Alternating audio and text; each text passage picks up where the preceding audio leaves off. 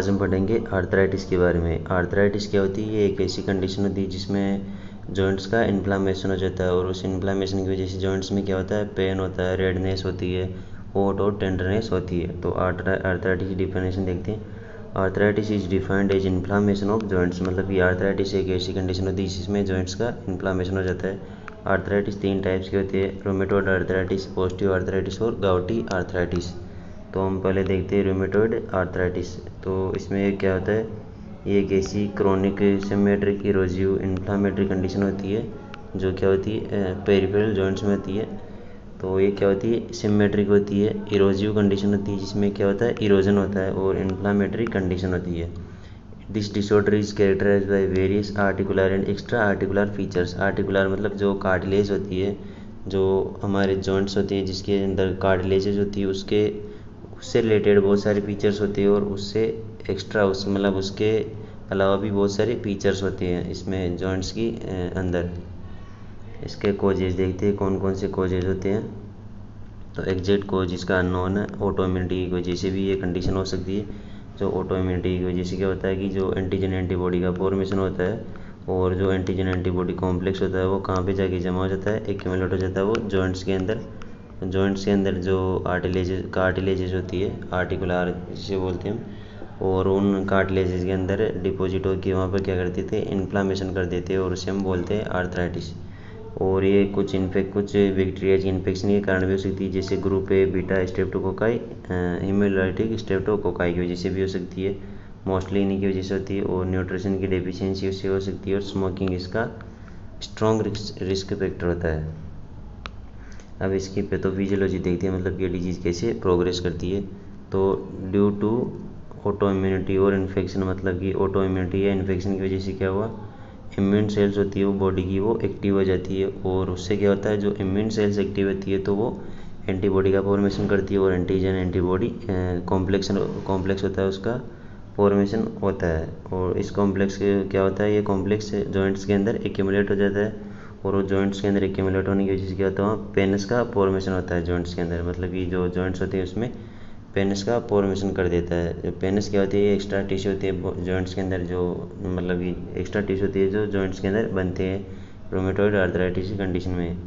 इसकी वजह से क्या होगा, जो सर्टेन साइटोकाइंस होते हैं वो रिलीज होते हैं, और इस साइटोकाइंस की वजह से जो IgG और IgM एंटीबॉडी है वो आगे क्या करती है, फर्दर जॉइंट्स का इन्फ्लामेशन करती है, और इसे हम बोलते हैं rheumatoid arthritis.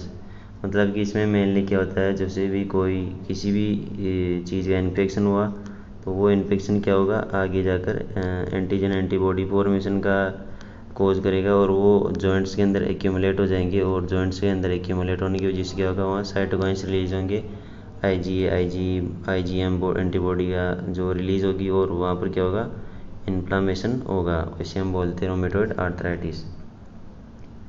Common site for joint involvement, मतलब कि जो रूमेटॉइड आर्थराइटिस होती है उसमें कॉमन कौन कौन सी साइट इन्वॉल्व होती है। तो प्रोक्सिमल इंटरफेरेंजियल जॉइंट्स होते हैं वो इन्वॉल्व होते हैं, मतलब कि जो अंगुलियों के अंदर प्रोक्सिमल जॉइंट्स होते हैं वो इन्वॉल्व होते हैं। मेटाकार्पोफेरेंजियल जॉइंट्स होते हैं वो इन्वॉल्व होते हैं। एल्बो, शोल्डर और एंकल, ये सब जॉइंट इसमें इन्वॉल्व होते हैं। साइन और सिम्टम्स देखिए, इसमें कौन कौन सी साइन और सिम्टम्स होता है। पहले तो होता है इसका पेन, जो मोस्टली मॉर्निंग के अंदर होता है, सुबह उठते हैं तब स्टिफनेस रहती है जॉइंट्स में। फीवर होती है क्योंकि इसमें इन्फ्लामेशन होता है। एडिमा होती है जॉइंट्स के अंदर, जो जॉइंट्स की मूवमेंट होती है वो रिड्यूस हो जाती है, और हैंड डिफॉर्मिटी हो जाती है। हैंड डिफॉर्मिटी में मेन ये मोस्ट है। इसमें कौन कौन सी होती है, स्वान नेक हैंड डिफॉर्मिटी इसमें इंपॉर्टेंट है। इसमें क्या होता है कि जो flexion of distal interphalangeal joints and hyper extension of proximal interphalangeal joints, ये हो जाता है इसमें। जैसे कि ये अंगुली है अपनी, ये नॉर्मल अंगुली के जॉइंट्स होते हैं, यहाँ पे नोकोना, ये क्या होता है, ये है प्रोक्सिमल इंटरफेरेंजियल जॉइंट, और ये डिस्टल इंटरफेरेंजियल जॉइंट। तो इसमें क्या होता है कि इस कंडीशन में जो स्वान नेक डिफॉर्मिटी होती है, इसमें जो ये डिस्टल इंटरफेरेंजियल जॉइंट होता है इसका फ्लेक्शन हो जाता है, मतलब कि ये आगे से ऐसे हो जाती है, और जो हाइपर एक्सटेंशन हो जाता है कि इसका प्रोक्सिमल इंटरफेरेंजियल जॉइंट का, ये यहाँ से क्या हो जाती है, ऐसी हो जाती है। तो ये इस तरीके से हो जाती है, जैसे कि स्वान यानी हंस की गर्दन होती है उस तरीके से हो जाती है, इसीलिए हम बोलते हैं इसे प्रोक्सिमल स्वान नेक डिफॉर्मिटी। आगे देखती है नेक्स्ट डिफॉर्मिटी होती है बोटिनियर डिफॉर्मिटी। इसमें क्या होती है, जो फ्लेक्शन होता है वो किसका होता है, प्रॉक्सिमल इंटरफेरेंजियल जॉइंट होता है उसका, और जो हाइपर एक्सटेंशन होता है वो किसका होता है, डिस्टल इंटरफेरेंजियल जॉइंट का। मतलब कि इसमें अंगुली कैसे हो जाती है, जो ये होता है इसमें नॉर्मल, ये नॉर्मल अंगुली होती है, इसमें क्या होता है, ये प्रॉक्सिमल इंटरफेरेंजियल जॉइंट है, ये डिस्टल इंटरफेरेंजियल जॉइंट है। इसमें क्या होता है, PIP प्रॉक्सिमल इंटरफेरेंजियल जॉइंट होता है, उसका क्या हो जाता है, फ्लेक्शन। मतलब कि अंगुली यहाँ से तो ऐसे फ्लेक्स हो जाती है, और जो डिस्टल इंटरफेरेंजियल जॉइंट होता है वहाँ से हाइपर एक्सटेंशन हो जाती है। तो इस तरीके की इसमें अंगुली हो जाती है। तीसरी होती है इसमें मेलेट डिफॉर्मिटी। जो मेलेट डिफॉर्मिटी क्या होती है, इसे बेसबॉल फिंगर के नाम से भी जाना जाता है। जो इसमें डिस्टल टेंडन होता है जो अंगुली को सीधा करता है, वो क्या हो जाती है, इसमें इंजरी हो जाती है। उस वजह से क्या होती है, जो अंगुली होती है वो लटकी सी रहती है। जो आगे का हिस्सा होता है अंगुली का, ये ऐसे लटका रहता है। यहाँ पे जो टेंडन होता है, यहाँ पे जो अंगुली को सीधा करता है, उसमें इंजरी हो जाती है। इसके डायग्नोस्टिक एवोल्यूशन देखते हैं, फिजिकल एग्जामिनेशन करते हैं पेशेंट का, और हिस्ट्री कलेक्ट करते हैं, एक्सरे करते हैं पेशेंट का। इसमें क्या करते हैं, एक्सरे में जो पेनिस फॉर्मेशन हुआ था उसको विजुलाइज करते हैं, CT स्कैन और MRI करते हैं। और सीरम रेमेटॉइड फैक्टर होता है, उसे भी हम मेजर करते हैं। जो नॉर्मल वैल्यू होती है इसकी 39 इंटरनेशनल यूनिट पर लीटर से कम होती है, लेकिन इस डिजीज़ कंडीशन के अंदर 80 इंटरनेशनल यूनिट पर लीटर से भी ज़्यादा हो जाती है। It is not confirmatory test because there are some patients with are seronegative rheumatoid factor but have rheumatoid factor ANA।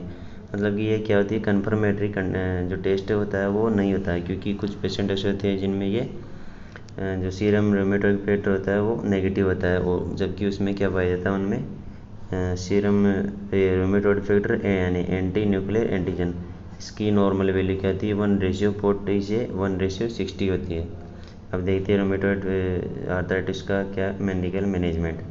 Medical management में कौन कौन सी ड्रग्स देंगे, हम उसे एनासिड्स देंगे। ये क्या करती है, इन्फ्लामेशन को और पेन को डिक्रीज करती है। तो एस्पिरिन मेन ड्रग्स होती है इसकी, बाकी इंडोमेथासिन, आइबुप्रोफेन और नेप्रोक्सियन इसकी अदर ड्रग्स होती है। और DMARDs भी देते हैं हम इसमें। ये क्या होती है, disease modified anti rheumatoid drugs. ये ड्रग्स क्या होती है, ये रूमेटॉइड आर्थराइटिस के अंदर काम करती है, डिजीज़ के प्रोग्रेशन को कम कर देती है। ये क्या होती है, जो एनासिड्स होती है उनसे ज़्यादा इफेक्टिव होती है, लेकिन उससे ज़्यादा साइड इफेक्ट भी इनके होते हैं, जैसे कि मीथोट्रिक्सेट और सल्फासेलाजिन इसमें इंक्लूड होती है। एंटीबायोटिक्स देंगे और एंटीबायोटिक्स भी प्रोवाइड करेंगे पेशेंट को। सर्जिकल मैनेजमेंट क्या करेंगे, इसमें साइनोवेक्टोमी करेंगे। इसमें क्या करते हैं, surgical removal of A part of synovial membrane और साइनोवेल जॉइंट्स होता है। मतलब कि जो साइनोवेल जॉइंट की साइनोवेल मेम्ब्रेन होती है, उसमें उसके पार्ट्स जो एक्स्ट्रा ग्रो हो चुके हैं उसको रिमूव करेंगे। जैसे कि ये जॉइंट्स होते हैं, ये साइनोवेल जॉइंट्स है, जैसे घुटने का जॉइंट्स है, जो यहाँ पे ये साइनोवेल मेम्ब्रेन है, यहाँ पर ये जो ये जॉइंट्स है, यहाँ पर क्या होगा, जो साइनोवेल मेम्ब्रेन होती है यहाँ पर, तो उसको क्या करते हैं हम, उसमें से जो डैमेज हुआ उसको ट्रीट कर देते हैं, और उसको सर्जिकली क्या करते हैं, उसको रिमूव भी कर सकते हैं उसके कुछ पार्ट्स को। आर्थरोडेसिस क्या होता है, इसमें जो क्या होते हैं, दो या दो से अधिक जो बोन्स होते हैं उनको फ्यूज़ कर देते हैं, मतलब एक दूसरे में मिला देते हैं। और आर्थ्रोप्लास्टी क्या करते हैं, आर्थ्रोप्लास्टी का मतलब होता है किसी चीज़ को रिपेयर करना। तो इसमें एक सर्जिकल प्रोसीजर होता है जो क्या करता है, नॉर्मल जॉइंट के फंक्शन को रिस्टोर कर देता है। आगे देखते हैं इसका नर्सिंग मैनेजमेंट, मतलब नर्सिंग इंटरवेंशन कौन से होते हैं। Educate the patient to take help by ambulating, मतलब जब पेशेंट मूव करे तब उसको हेल्प लेने के लिए बोलना है। Use hot and cold application according to the health care provider, मतलब कि हॉट और कोल्ड एप्लीकेशन का उपयोग करते रहना है। There should be balance between rest and activities, active exercise, मतलब कि रेस्ट और एक्सरसाइज के अंदर बैलेंस होना चाहिए। Educate the patient for strict hand washing and avoid crowded place, उसको स्ट्रिक्ट हैंड वॉशिंग और क्राउडेड प्लेस को अवॉइड करने के लिए बोलना है, ताकि उसको इन्फेक्शन ना हो। Degeneration of the articular cartilages of joints leads to the destruction of joints, मतलब कि इस कंडीशन में क्या होता है कि जो जॉइंट्स होते हैं उनमें आर्टिकुलर कार्टिलेजेस होती है, उसका डिस्ट्रक्शन हो जाता है। उस वजह से जॉइंट्स में क्या हो जाता है, इन्फ्लामेशन। मतलब कि जो साइनोवेल जॉइंट्स होती है उसमें कार्टिलेजेस होती है, वो जो आर्टिकुलर कार्टिलेजेस होती है उसमें क्या हो जाता है, डीजनरेशन हो जाता है। तो उस वजह से जॉइंट्स होते हैं उनका डिस्ट्रक्शन हो जाता है। अब देखते हैं इसके कोजेज कौन कौन से होते हैं। पहला कोज इसका एज जो 42 से 50 की एज होती है उसमें सबसे ज़्यादा होता है। ओबेसिटी की वजह से भी होती है ये। और डेफिशिएंसी ऑफ साइनोवियल फ्लूइड, जो साइनोवियल जॉइंट्स के अंदर जो फ्लूइड होता है साइनोवियल फ्लूइड, उसकी डेफिशिएंसी भी ये होती है। और इसमें नेक्स्ट कोज इसका फैमिली हिस्ट्री यानी कि मतलब कि जेनेटिक्स कह सकते हैं इसे हम। और एनी ट्रॉमा यानी कि जॉइंट्स में कोई ट्रॉमा हो उस वजह से भी ये कंडीशन हो सकती है। आगे देखते हैं हम इसकी पैथोफिजियोलॉजी की, मतलब ये डिजीज कैसे प्रोग्रेस करती है।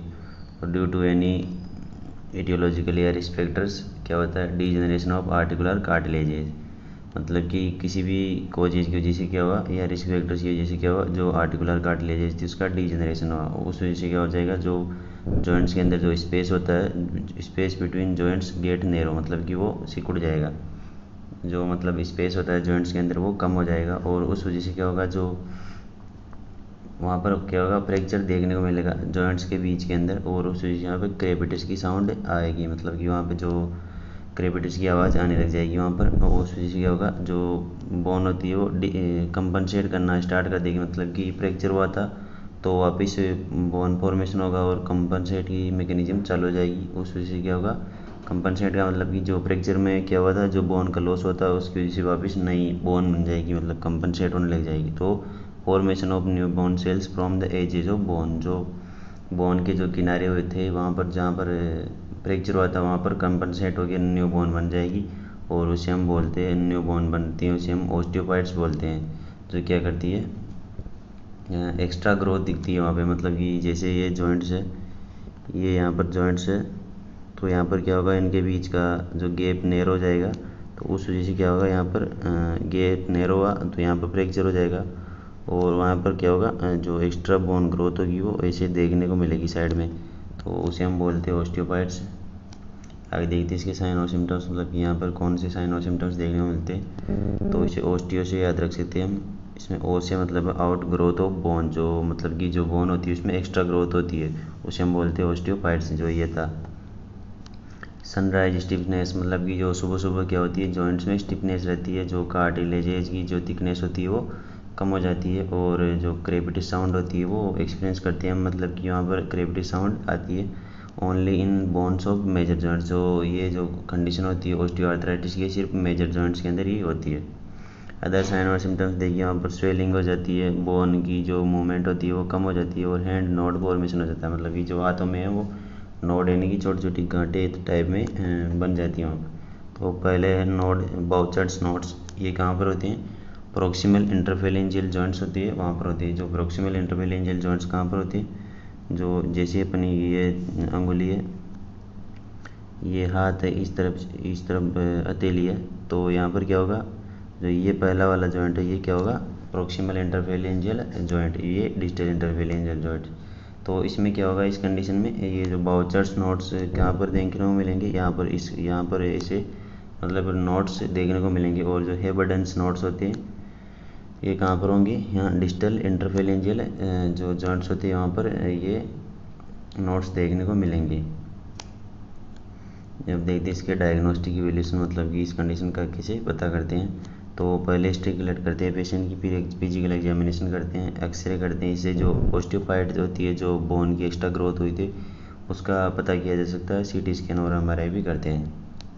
अब देखते हैं इसका मेडिकल मतलब कि जो मैनेजमेंट होता है वो हम कैसे करते हैं। तो पहला देखते हैं इसका मेडिकल मैनेजमेंट। तो मेडिकल मैनेजमेंट में हम एनासिड्स देते हैं, जो क्या करती है, इन्फ्लामेशन और पेन को डिक्रीज करती है, जैसे कि एसिटामिनोफेन होती है वो एनासिड्स के अंदर आती है। इंट्रा आर्टिकुलरी इंजेक्शन, जो जॉइंट्स के अंदर होता है वो वहाँ पर इंजेक्शन देते हैं हम, किसका, स्टेरॉइड्स का, ताकि इन्फ्लामेशन और पेन कम हो सके, तो कॉर्टिकोस्टेरॉइड्स का इंजेक्शन देते हैं वहाँ पर। सर्जिकल क्या मैनेजमेंट हो सकता है इसका, तो सर्जिकल में ऑस्टियोपाइटेक्टोमी करते हैं, मतलब कि जो ये बोन के अंदर, जैसे ये बोन थी यहाँ पर जो एक्स्ट्रा ग्रोथ हुई थी उसको रिमूव करते हैं, तो इस सर्जरी को हम बोलते हैं ऑस्टियोपाइटेक्टोमी। और आर्थ्रोटोमी भी करते हैं। आर्थ्रोटोमी में क्या करते हैं, पूरे जॉइंट्स को खोल के देखते हैं, उसके अंदर की जो चीज़ होती है कि कहाँ पर गड़बड़ है। नर्सिंग इंटरवेंशन देखते हैं, मतलब कि नर्स का क्या रोल होता है, नर्स क्या करती है इसके अंदर। जो रोमेटोइड आर्थराइटिस में हमने जो किया था कि वही करना है इसमें जो जेसीके में किया गया था, तो पेशेंट होता है उसको असिस्ट करना है, जो डेली एक्टिविटीज़ होती है उसके अंदर उसके पेन को रिड्यूस करने के लिए उसे मेडिकेशंस प्रोवाइड करने और उसे एक्सरसाइज में उसको मतलब हेल्प करानी है पेशेंट की। और जब पेशेंट एम्बुलेट करता है मतलब जो पेशेंट मूवमेंट करता है तब उसकी हेल्प करनी है। उसे जो भी मेडिसिन प्रिस्क्राइब की गई फिजिशियन के द्वारा उसे पेशेंट को प्रोवाइड करना है, प्रॉपर पोजीशनिंग देना है पेशेंट को, और पेशेंट को प्रॉपर हाइड्रेटेड रखना, उसको वाटर प्रोवाइड कराते रहना है। और इसका तीसरा टाइप होता है तीसरा आर्थराइटिस का टाइप होता है जो गाउट होता है, वो हमने पहले एंडोक्राइन डिसऑर्डर्स के अंदर देख लिया था। उसमें क्या होता है कि जो जॉइंट्स होते हैं वहाँ पे क्या होता है यूरिक एसिड का डिपोजिशन होने लगता है, उस वजह से क्या होगा वहाँ पर आर्थराइटिस की कंडीशन देखने को मिलेगी। Thank you.